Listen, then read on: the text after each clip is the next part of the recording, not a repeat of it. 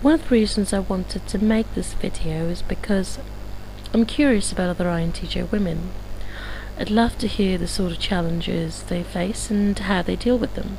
So it would be great if you could comment on the video and add to what we already know about the female INTJ, which really isn't much. Having said that, this video is not aimed solely for INTJ women.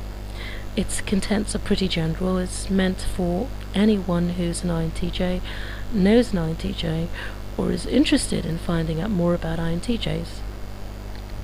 Now, it has been asked whether INTJ women really exist. Some people might take offense to that, but I think it's an interesting question, particularly for me, because the culture I grew up in has a pretty prescriptive set of expectations about how a female should behave. And these behaviours happen to be quite un-INTJ-like. Growing up, I've literally had people try and get the INTJ out of me. I know it sounds a bit like demonic possession, but I'm really happy to be an INTJ. If you look at the characteristics of an INTJ, some that come to mind are rational, analytical, not overly emotive, not particularly empathizing, challenging convention, where it doesn't make sense, and confrontational, among other things. Now these characteristics, regardless of culture, are generally associated with males. Yet, I exhibit very many of them. I've tested INTJ consistently for the past 10 years. That is, I took the test 10 years ago and took it again recently, and I still tested INTJ.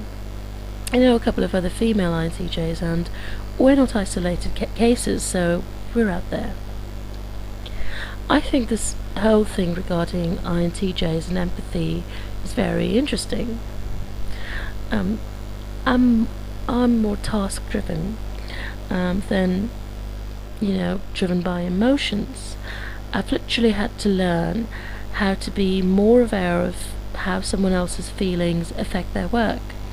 I'm not saying I don't have feelings, I do, but I'm not often overwhelmed by them. Not to the extent to which they, interfere with my work. I'm not talking about, personal tragedies or, really difficult losses, but I've noticed that things that generally affect other people do not affect me. So, for example, if I had a disagreement with someone, it's perfectly easy for me to say, okay, we disagree about that, but, this needs to be done, it's really not related, so, let's just go ahead and do it. This is because, in my mind, we're disagreeing about an idea or a concept, and I'm not attacking you as a person. So, even if somebody disagrees with me, I tend not to take disagreements personally. So I don't have that problem of carrying over the emotions from a previous argument into the present situation. It's because I probably don't feel those emotions, or they don't affect me or as much as they do others. Anyway, so to summarize, I don't feel emotions in the situations most people do, and if I feel something, it's not as intense as, say, perhaps Fs feel them.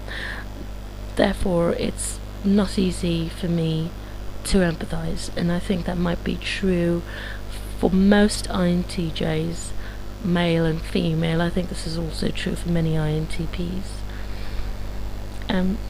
Some years ago, I was discussing autism with a friend, and he mentioned the empathizing, systematizing theory developed by psychologist Simon Baron-Cohen. And I know what you're thinking. Actually, he is related to Sacha Baron Cohen. They're cousins, I think. So, moving on with the theory, what he says is that more women than men are likely to be empathizers, and by empathizing I mean being able to read or understand or interpret what another person is feeling and respond to that.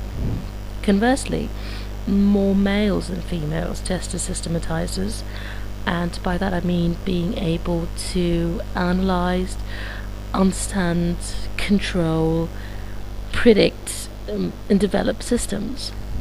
Anyway, there's a bit of a stereotyping thread there, and this theory has been criticized on these grounds. But moving on, Baron Cohen also has a theory that autism is an expression of the extreme male brain, but we won't discuss that right now. We'll limit ourselves to the discussion on systematizing and empathizing. Now, there is a test that will classify you as an extreme empathizer, an empathizer, balanced, a systematizer, or an extreme systematizer. It's called the EQ-SQ test. That's empathizing quotient, systematizing quotient. I've pasted the link below, and I think it would be interesting if you took the test and posted your results along with your MBTI type in the comment section. Now, I took the test a few days ago, and can you guess what I've tested as? Nope. Well, I've tested as an extreme systematizer. What does this mean? It means an extreme systematizer is someone who has above average systematizing but impaired, or I think the word they used was challenged empathizing. What made this really interesting was in their control group, only 6% of males tested as extreme systematizers and 0% of women tested as extreme systematizers. Therefore, I'd urge you, especially you INTJ women, to do this test and post your results. There are a couple of things I think we'd see. I think that an overwhelmingly large number of INTJs will be systematizers, and a significantly higher number than the control group will test as extreme systematizers. I think INTPs will follow a similar trend. I'd absolutely love to see female INTJ results on this, so please go ahead, click that link, do the test, read up about it, and post it here, and perhaps we can have a discussion about whether or not female INTJs differ from males in terms of empathy and emotion. So thank you all for listening, and do the test.